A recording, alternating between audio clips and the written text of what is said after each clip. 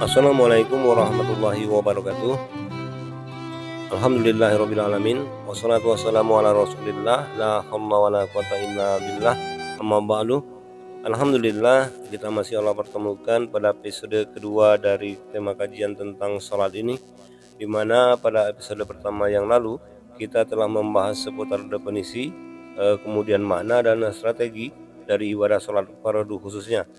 Di dalam judul tema yaitu sholat seberapa penting.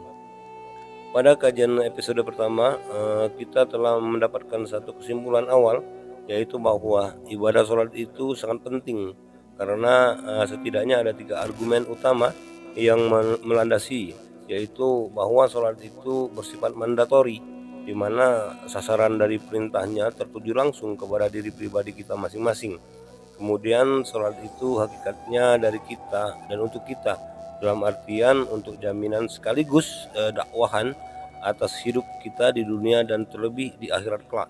Jadi dengan 3 argumentasi inilah maka tidaklah cerdas jika masih ada yang beranggapan sholat itu tidak begitu penting. Bagaimana anggapan sebagian orang yang mengatakan seperti ini, hidup ini yang penting kita berbuat baik. Untuk apa sholat kalau perilakunya tidak baik? Sungguh ini adalah anggapan yang orang-orang yang tertipu karena salah menafsirkan. Sholat itu sangat penting, bukan hanya demi alasan dari sisi manusia saja, tapi bahkan dari sisi makhluk seluruhnya.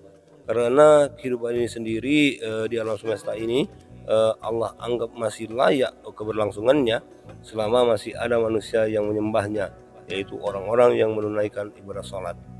Sahabat sekalian, pada episode kedua kali ini di mana bahasanya dilatar belakangi oleh satu pernyataan teman kita yang sudah saya sampaikan pada episode pertama yang lalu, yaitu pernyataan tentang akibat dari melalaikan sholat, di mana redaksi pernyataan dari teman kita tersebut seperti ini. Sejak balik hingga saat ini sudah 20 tahunan saya tidak menunaikan ibadah sholat kecuali hanya sesekali, tetapi tidak ada keburukan yang berarti yang saya alami. Jika kita lakukan loopnya dari pernyataan tersebut, maka kita mendapatkan satu simpul, yaitu terkait konsekuensi. Sebelum masuk ke pokok kajiannya, ada baiknya saya ulas sedikit kenapa sholat itu wajib. Untuk menjawab pertanyaan ini, kita lihat apa yang Allah firmankan terkait kewajiban ini. Salah satunya di dalam surat Al-Ankabut ayat 45, Allah berfirman, A'udzubillahi minasyaitonirrajim. Ud'lu ma uhiya ilaika minal kitab wa aqimis shalah inna salata tanha 'anil fahsya'i wal munkar wa la zikrullahi akbar wallahu ya'lamu ma tasna'un. Bacalah kitab Al-Quran yang telah diwahyukan kepadamu Muhammad, dan laksanakanlah sholat. Sesungguhnya sholat itu mencegah dari perbuatan keji dan munkar. Dan ketahuilah, mengingat Allah atau sholat itu lebih besar keutamaannya dari ibadah yang lain. Allah mengetahui apa yang kamu kerjakan.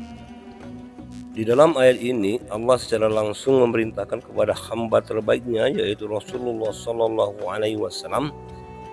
untuk melaksanakan sholat. Logikanya adalah kalau manusia terbaik di dunia saja Allah wajibkan untuk menunaikan sholat, apalagi kita hamba kebanyakan. Kemudian lebih jelas lagi Allah firmankan tentang wajibnya sholat tersebut di dalam firman Allah di dalam surat An-Nisa ayat 103 yang menyatakan dengan jelas bahwa sholat 5 waktu wajib dikerjakan. Allah berfirman, A'udzubillahi minasyaitonirrajim. Fa iza qadaytumus salata fadhkurullaha qiyaman wa qu'udan wa 'ala junubikum fa iza tama'nantum fa aqimus salah inna salata kanat 'alal mu'minina kitaban mawquta. Yang artinya, maka apabila kamu telah menyelesaikan sholatmu, ingatlah Allah di waktu berdiri, di waktu duduk, dan di waktu berbaring. Kemudian apabila kamu telah merasa aman, maka dirikanlah sholat itu sebagaimana biasa. Sesungguhnya sholat itu adalah fardu yang ditentukan waktunya atas orang-orang yang beriman. Jadi jika kalau ada orang yang bertanya kepada kita seperti ini, apakah Anda beriman kepada Allah? Kemudian kita menjawab, Ya, saya beriman. Jika demikian jawabannya, dan jika kita mengimani informasi yang ada di dalam surat An-Nisa tersebut, maka itu artinya sholat wajib untuk kita. Karena itu menyatakan bahwa iya, saya beriman kepada Allah, itu artinya sekaligus beriman kepada Al-Quran Al-Karim dan ayat-ayatnya, termasuklah juga surat An-Nisa ayat 103 tersebut. Kemudian berhujah kepada hadis keutamaan sholat 5 waktu yang diriwayatkan dalam sebuah hadis. Rasulullah menyebutkan bahwa melaksanakan sholat 5 waktu diibaratkan sebagai pencuci dosa kita. Dari Abu Hurairah radhiyallahu anhu, ia berkata bahwa Rasulullah SAW bersabda, yang artinya, jika seandainya ada aliran sungai mengetuk pintu kalian untuk mencuci rumah kalian 5 kali dalam sehari, apakah mungkin masih ada kotoran yang tersisa?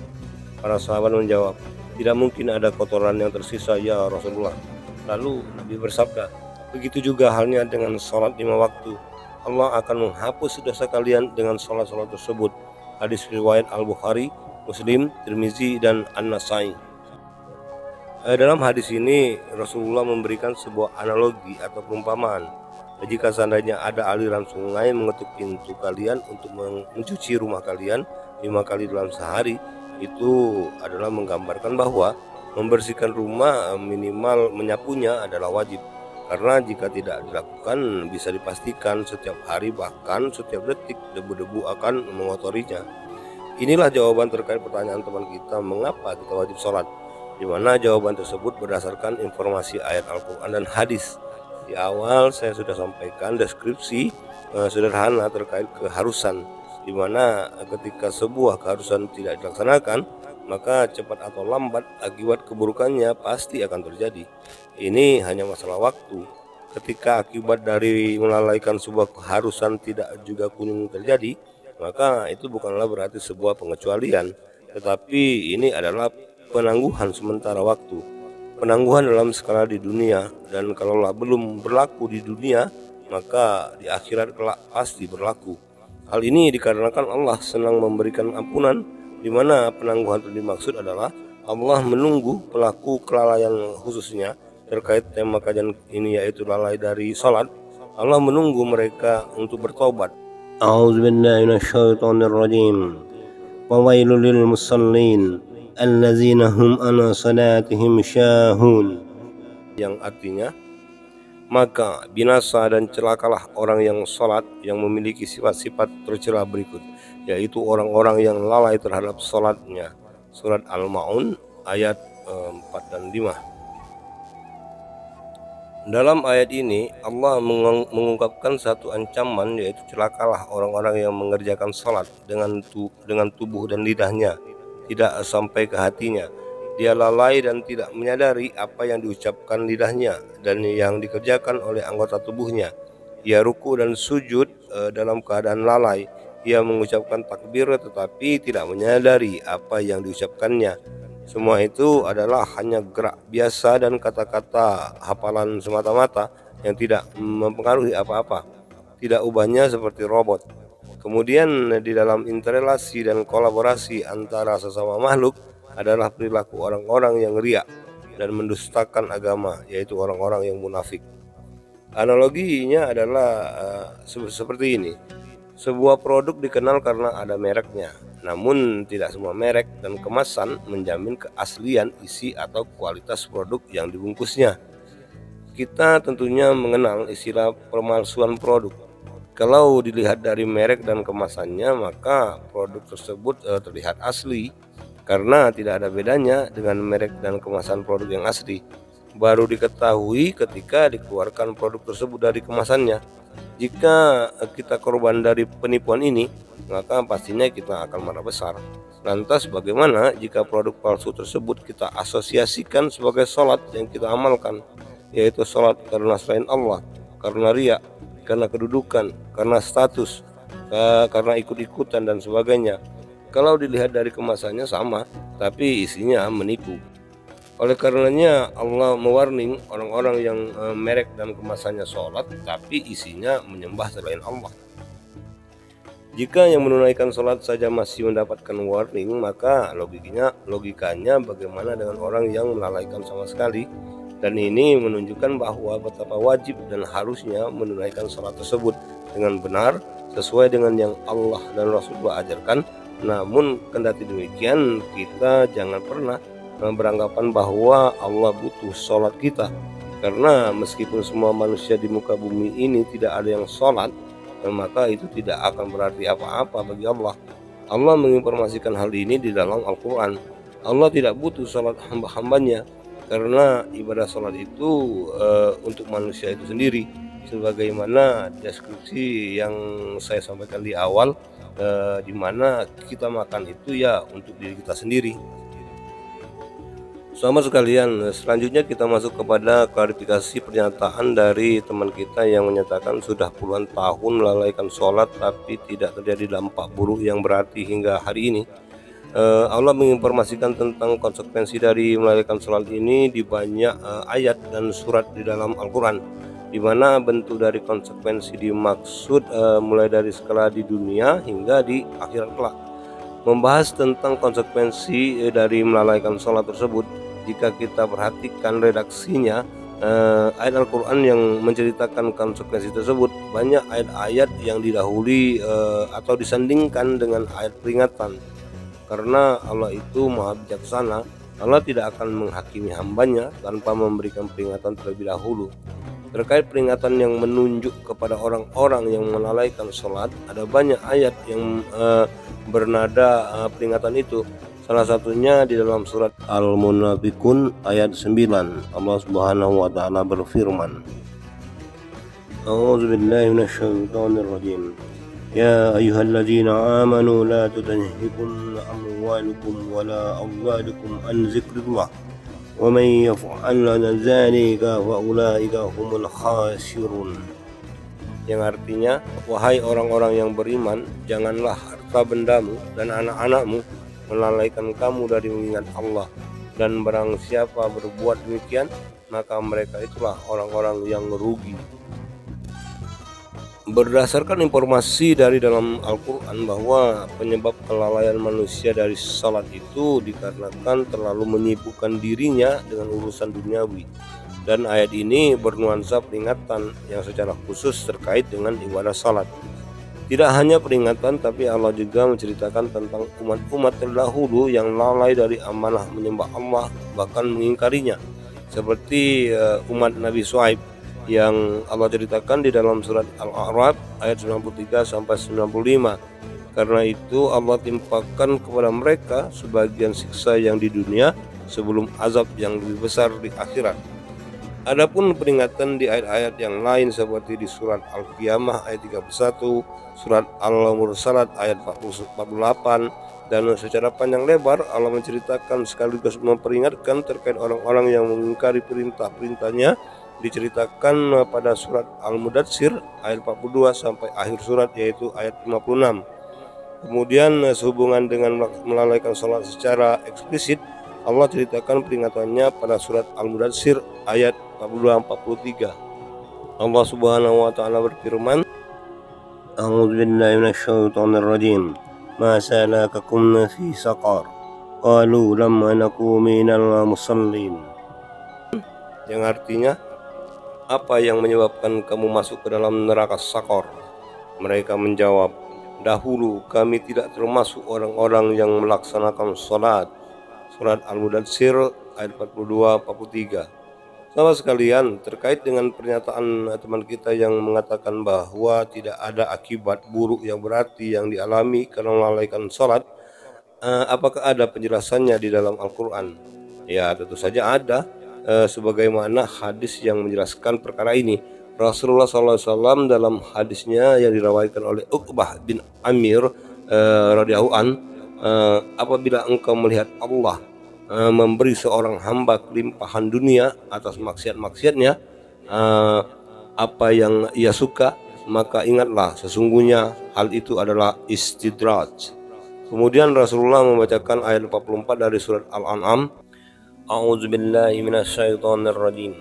Falamma nasu ma zukiru bihi fatahna 'alaihim abwaaba kulli syai' hatta idza farihu bima udu akhadnahum baghtatan fa idza hum mublisun.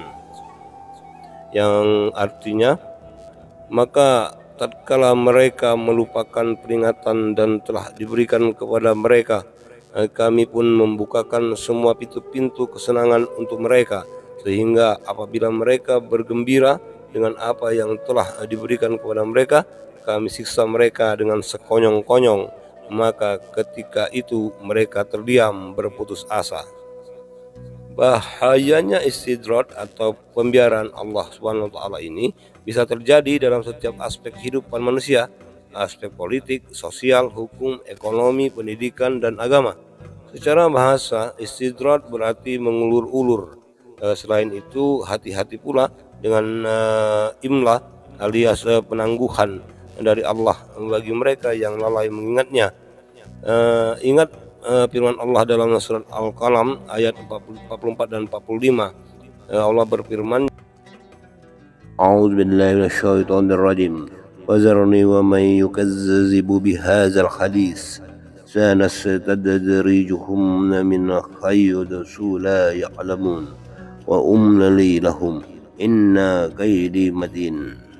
Yang artinya, maka serahkanlah ya Muhammad kepadaku urusan orang-orang yang mendustakan perkataan ini, Al-Quran.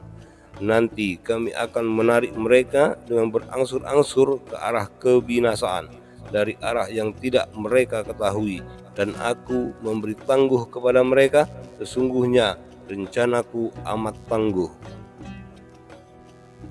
Sehingga ketika ada seseorang yang tidak beribadah, tidak sholat, tidak zakat, tidak puasa, bahkan tidak berakhlak sampai pada derajat kafir, kemudian dia mendapatkan kemakmuran, kesejahteraan, kekayaan tak terkira, maka itu adalah istidraj atau pembiaran. Atau ada orang yang mendapatkan jabatan dengan cara haram, melakukan suap dan dengan cara yang haram, tetapi jabatannya langgeng, bahkan cenderung dilukan pengikutnya, maka sungguh Allah biarkan dia sampai waktu yang dijanjikan. Atau sebuah organisasi yang menghidupkan kelompoknya dengan uang haram, mengusulkan aturan haram, tetapi memiliki pengikut sangat banyak dan bahkan semakin jaya, maka itu hanya pembiaran yang Allah tangguhkan. Sama juga dengan sebuah negara yang kufur, tidak mengenal Allah Subhanahu wa taala, bahkan cenderung membangun aturan-aturan yang diharamkan, tetapi mendapatkan kemajuan di atas rata-rata negara lain, maka sungguh ini hanya sebuah istidraj. Inilah klarifikasi untuk pernyataan teman kita yang belum mendapatkan akibat buruk dari kelalaiannya terhadap sholat. Jadi bukan tidak ada akibat, tapi belum diberlakukan saja. Saudara sekalian, kalau tadi kita telah membahas bagaimana strategi dalam menunaikan sholat, sedikit perlu saya bagikan bagaimana strategi setan dalam usahanya menggagalkan atau setidaknya membatalkan pahala sholat itu. Berdasarkan ayat-ayat Al-Quran yang sebagian sudah kita bahas tadi, ada 3 indikasi rasa yang bisa kita jadikan sensor untuk memonitor pergerakan tipu muslihat setan terhadap ibadah sholat yang kita amalkan. Indikasi rasa itu adalah yang pertama rasa ringan, kedua rasa malas, dan yang ketiga rasa percuma. Dan alat yang setan pergunakan tidak lain dan tidak bukan adalah nafsu manusia itu sendiri, nafsu yang condong pada keburukan, yaitu nafsu mazmumah. Terhadap rasa ringan dalam menunaikan ibadah sholat, mengapa ini menjadi satu indikasi tipuan setan? Karena rasa ringan ini kontradiksi dengan apa yang Allah gambarkan terkait ibadah sholat ini, di mana beban dari ibadah amanat sholat tersebut Allah firmankan di dalam surat Al-Ahzab ayat 72. Allah berfirman, A'udzu billahi minasyaitonir rajim. Inna aradna al-amanata 'ala as-samawati wal ard wal jibali fa'abayna an yahmilnaha wa ashfaqna minha wa hamalaha al-insan innahu kana zaluman jahula. Yang artinya, sesungguhnya kami telah menawarkan amanat kepada langit, bumi, dan gunung-gunung, tetapi semuanya enggan untuk memikul amanat itu, dan mereka khawatir tidak akan melaksanakannya karena berat. lalu dipikulkanlah amanat itu oleh manusia. Sungguh manusia itu sangat zalim dan sangat bodoh. Semua makhluk Allah tidak menyanggupi amanat tersebut, tetapi manusia berani menerima amanat yang berat ini karena manusia mempunyai potensi. Hal ini dimungkinkan karena pada diri manusia terdapat ambisi dan syahwat, di mana ambisi dan syahwat ini sering mengelabui mata dan menutup pandangan hatinya. Allah menyifatinya dengan amat zalim dan bodoh karena kurang memikirkan akibat-akibat dari penerimaan amanat itu. Sebagian ulama berpendapat amanat terberat dari sekian banyak amanat itu adalah sholat. Dengan demikian, ketika indikasi rasa yang ada justru kontradiksi dengan ketetapan Allah tersebut, di mana amanat tersebut adalah berat, maka ketika orang yang melaksanakannya ibadah sholat misalnya dia merasakan ringan atau sangat ringan, itu perlu dikalibrasi karena tipuan setan itu sangat halus. Seperti misalnya dia merasa ringan mengamalkan ibadah sholat karena dengan sholat membuatnya merasa senang ini dan itu, dan kondisi seperti ini jelas bukan karena Allah, tapi karena mengikuti kesenangan hawa nafsunya. Selanjutnya indikasi rasa yang kedua yaitu rasa malas. Sebetulnya ini stadium lanjutan dari rasa ringan. Contoh ketika sholat karena merasa senang itu dan ini, maka ini tidak akan berlangsung lama karena setiap kesenangan akan segera berakhir. Ketika alasan kesenangan di dalam menunaikan sholat itu hilang, maka setan akan menjebak objeknya masuk ke dalam kesibukan mencari-cari kesenangan yang lain yang awalnya terkait ibadah sholat. Misal buat kelompok ini, kelompok itu, gerakan ini dan gerakan itu, dengan orientasi awalnya mencari kesenangan yang ditautkan dengan ibadah sholatnya. Namun pada akhirnya dia akan benar-benar terjebak menyibukkan diri dalam urusan duniawi yang melahirkan rasa malas sholat. Dan mirisnya adalah setan ajarkan sebuah alasan pembenaran kemalasannya akan sholat tersebut karena kelelahan mengurus kelompok ini itu dan gerakan ini dan itu dan sebagainya. Rasa yang ketiga adalah rasa percuma. Rasa seperti ini setan tiupkan kepada nafsu lawamah manusia, di mana pemicunya adalah rasa putus asa dan mengutuk diri sendiri. Biasanya rasa seperti ini menyerang orang-orang yang banyak bermaksiat dan melakukan dosa-dosa besar. Ketika Allah kasih hidayah dalam waktu yang bersamaan, setan pun datang menyerangnya dengan rasa percuma melakukan sholat dan taubat dikarenakan berputus asa akan ampunan dan rahmat Allah. Padahal tanpa dia sadari sebetulnya dia sudah terpilih sebagai orang yang mendapatkan hidayah Allah.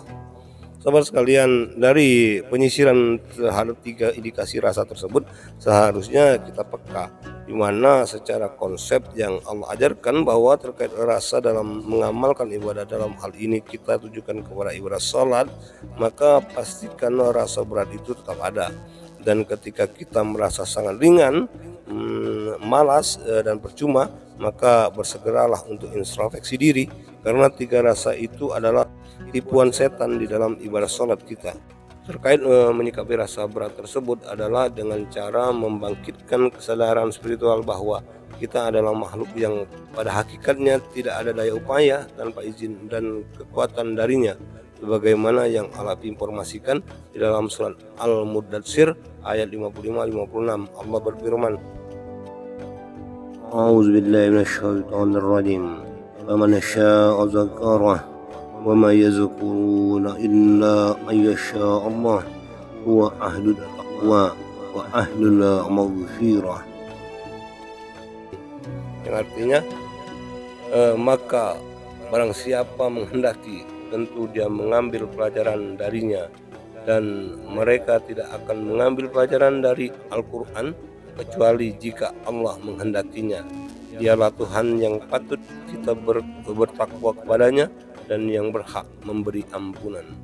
Ayat ini menegaskan bahwa mereka tidak akan mengambil pelajaran dari Al-Quran kecuali jika Allah menghendakinya. Hanya Dia yang berhak memberi ampunan. Tegasnya tidak ada yang memperoleh peringatan dan pengajaran dari Al-Quran melainkan siapa yang dikehendaki oleh Allah. Tidak seorang pun yang sanggup berbuat demikian kecuali berdasarkan kekuasaan yang diberikan Allah. Begitulah Allah berbuat sekehendaknya tanpa terhalang oleh siapapun. Oleh karena itu kepada Allah saja manusia patut bertakwa. Hanya Dia saja yang harus ditakuti dan Dia saja yang harus ditaati. Dialah yang memberikan ampunan kepada hamba-hambanya yang beriman. Dalam sebuah hadis disebutkan bahwasanya Rasulullah membaca ayat ini, wa ahlul taqwa wa ahlul maghfirah, dan bersabda, Tuhanmu berfirman, sayalah yang paling patut ditakuti, maka janganlah dijadikan bersamaku Tuhan yang lain. Barang siapa yang takwa kepadaku dan sekali-kali ia tidak menjadikan bersamaku Tuhan yang lain, maka akulah yang berhak untuk mengampuninya. Riwayat Ahmad, hadis riwayat Ahmad, ada dari Darimi, ada Tirmizi, An-Nasa'i, dan Ibnu Majah dari Anas bin Malik. Dengan demikian dapat kita ambil sebuah kesimpulan bahwa ibadah sholat dari perspektif ayat-ayat Al-Quran adalah ibadah zahir dan batin yang paling diutamakan karena terkait secara langsung kepada Allah. Kemudian kewajiban atasnya lebih dikarenakan hakikatnya, yaitu dari kita dan untuk kita. Kemudian terkait erat dengan keselamatan kita hidup di dunia ini dan di kehidupan akhirat kelak. Sampai di sini dulu kajian kita kali ini. Semoga dengan kajian singkat ini Allah menurunkan hidayah dan maghfirahnya kepada kita semua, sehingga kita semua dimampukan untuk menaikkan ibadah sholat fardu khususnya sesuai dengan apa yang Allah inginkan, bukan atas apa yang kita inginkan. Dengan demikian ibadah salat yang kita amalkan menjadi jalan yang lurus hanya tertuju kepada Allah Subhanahu wa taala. Dengan ini saya mohon undur diri. Terima kasih atas segala perhatiannya dan mohon dimaafkan atas segala kekurangannya.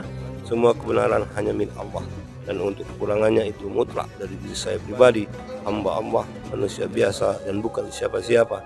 Untuk itu saya mohon maaf yang sedalam-dalamnya. Sampai berjumpa lagi di tema kajian selanjutnya, dan salam tasawuf. Assalamualaikum warahmatullahi wabarakatuh.